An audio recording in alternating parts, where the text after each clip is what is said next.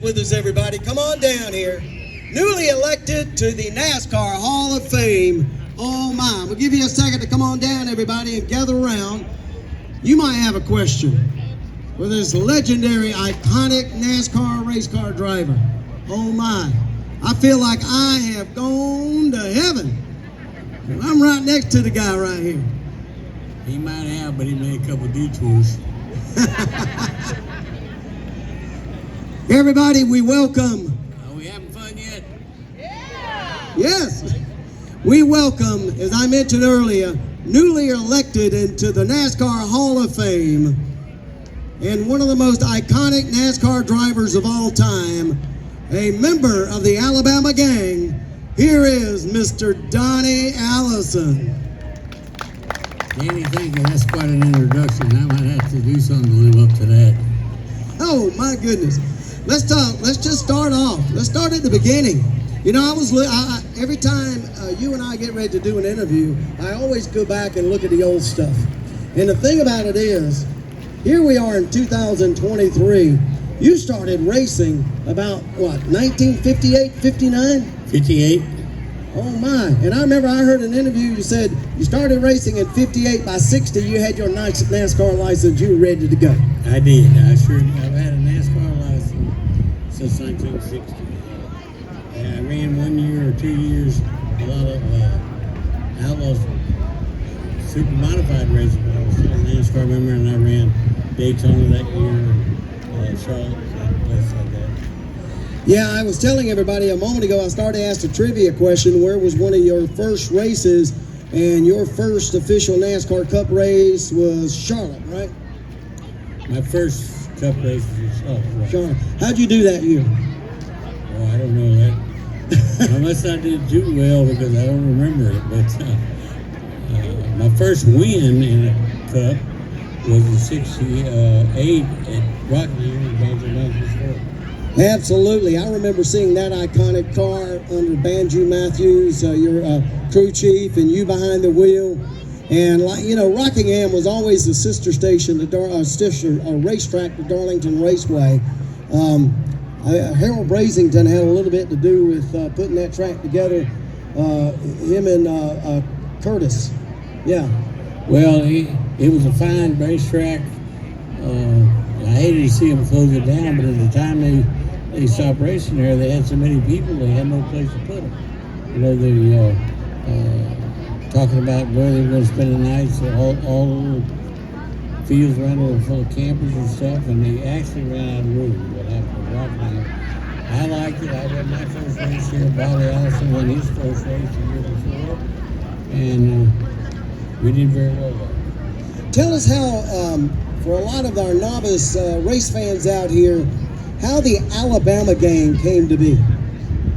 Well, actually, in 1959, two friends of ours, Kenny Andrews and Gil Hearn, Gil went on to race up in Jersey and New York and up in that area later on, but they came back from a trip and they got Bobby and said, "Bobby, you can't believe it. You go in Alabama and you race 4 nights a week on asphalt." But we didn't run any dirt in South Florida at that time. They had a dirt track at Oklahoma. I started, and so Bobby, he decided he wanted to go, but we didn't have any money. I didn't drive a modified at that time. I was driving an amateur car, which was my first year driving, and I'd only been running about 5 months, 6 months, something like that. Well, I had a 16-gauge Winchester shotgun. It was my first repeating shotgun I got as a kid. I had a left-handed safety in because I'm left-handed and everything. Well, I hawked that to the guy that owned the junkyard next to my father for $35, with the understanding when I got back from Alabama I could buy it back. Well, along with everything else that went sideways, he wouldn't sell me the gun back. He said I gave it to my son. So I never saw it again. But anyway, Gil and Kenny got in a little bit of a discrepancy up there on Friday night, and Gil went home. Kenny went to Bobby on Saturday night and said, "Who want to get to drive my car?" I said, "Let Donnie drive it." So I started my modified career in Montgomery, Alabama, that Saturday night, and believe me, it was a chore. I was in a 34 coupe with an Oldsmobile engine with 4 carburetors on it, and I mean it was a good car. I mean, but you know I was green. I never had driven anything that powerful, but I finished 8th that night.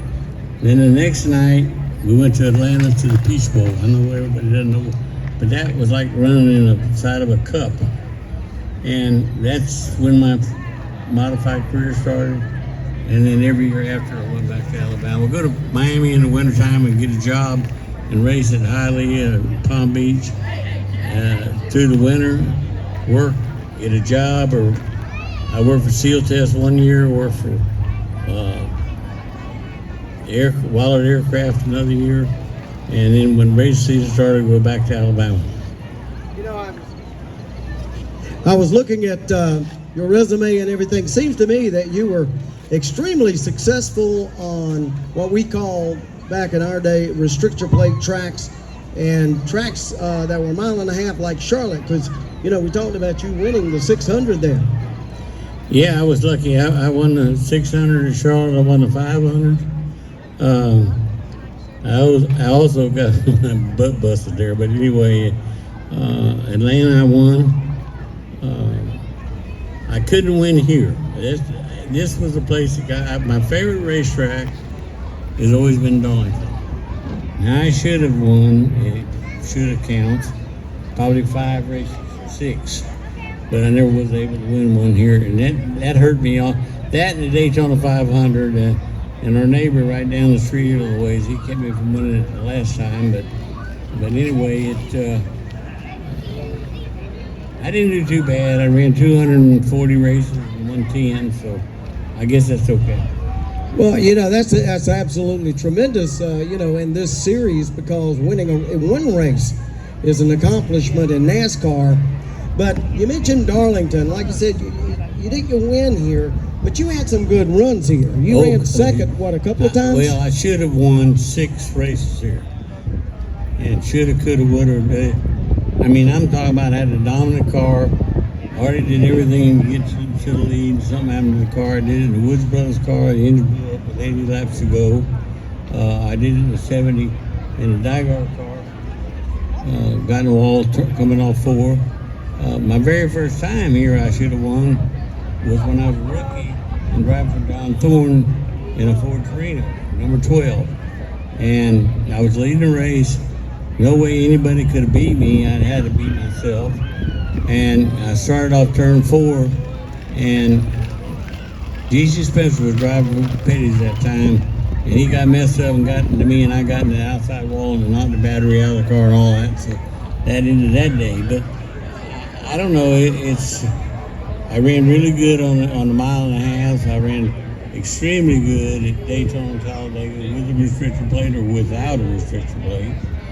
And you know, I watch races now, and I get a little disappointed, I might say. The drivers now, they hold the gas pedal wide open and they use the brake. They put their left foot on the brake and they slow the car down with the brake. They still leave the engine wide open. You know, they don't have any power, so I never, ever, ever put my left foot on the brake drafting, ever. Now, people say, how'd you do it? I said, I used to tell the engine man, make sure it's rich enough, because I was going to roll out of the throttle a little bit. And I figured out how to do it, and I thought I could do it pretty well. Well, obviously you did very well. You talked about Daytona. The other night I was watching again the top 10 moments in NASCAR. Number 10 was the Ricky Craven, Kurt Busch finish at Darlington Raceway, closest finish ever in NASCAR. Then you fast forward all the way to number 1, and you know what that is. 1979, that iconic thing that happened with you and Cale Yarborough, as you said, the guy down the road, that happened in 79, in his own little way, did wonders for NASCAR. Made a lot of them rich. That was quite a day, and you couldn't script that. I did a thing Dale Jr.'s podcast. A lot of people saw and heard, and we were talking about that. I don't care who you got, they could not have scripted that day any better. It started out, it rained all night long. We got the racetrack dried out a little bit. The whole eastern seaboard, from Jacksonville, Florida, to Fort Kent, Maine, was snowed in. All right, and here's the first live telecast race of the Daytona 500. And I mean, we didn't have but 3 channels in, 3 networks. We didn't have no 150 channels.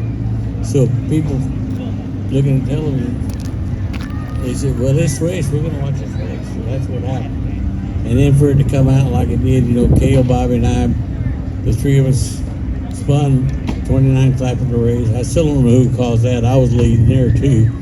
But Bobby said Cale did it, and Cale said Bobby did it. But anyway, got my car straightened out. Cale got his straightened out. Bobby couldn't get his straightened back out enough to race. But then we had quite a race at the end of the race. And the last 5 laps, I told Hoss Ellington, don't talk to me, don't say. He used to get on the radio and jabber. And I said, don't say nothing. I know where I'm at, and I think I know what's going to happen. The white flag lap, and if I feel bad about anything I did that day, it was that last lap. I let my guard down a little bit because I never expected anything to happen or start happening in turn 1 and 2. I was ready for it down the back straightaway or coming off 4. I said, you know, am I going to go all the way in the infield, or am I going to go all the way against the wall? Where am I going to go over there? I was contemplating what I was going to do. Well, I never looked in the mirror at Daytona ever at the guy behind me. But in turn 1, I don't know what I did. I looked up and saw Cale was going down. I said, no, buddy, you can have all the outside lane you want. You're not getting. I'm not going in turn 3 outside of you. Well, he ran into my back bumper first and turned me a little sideways. I lifted, and that's when we hit. Well, see, after the race was over, Bill France Jr. got me in the garage here, and he said I shouldn't let Cale have the apron because when he got to turn 3, he would have it back off. I said, first of all, I didn't put him in the apron, put his own damn self in the apron. Second of all, you're going to tell me he'd have backed off? I'd have been a rotating beacon in the airport over there. So anyway, that's the way that all ended up, and the rest is history. With a little fight down there in the curve. Yeah, he got a picture of it. Who's hitting who there? He's got that picture. No, that's there. Bobby hitting. I never touched Cale. See my helmet drawn back? Turn that picture around, look.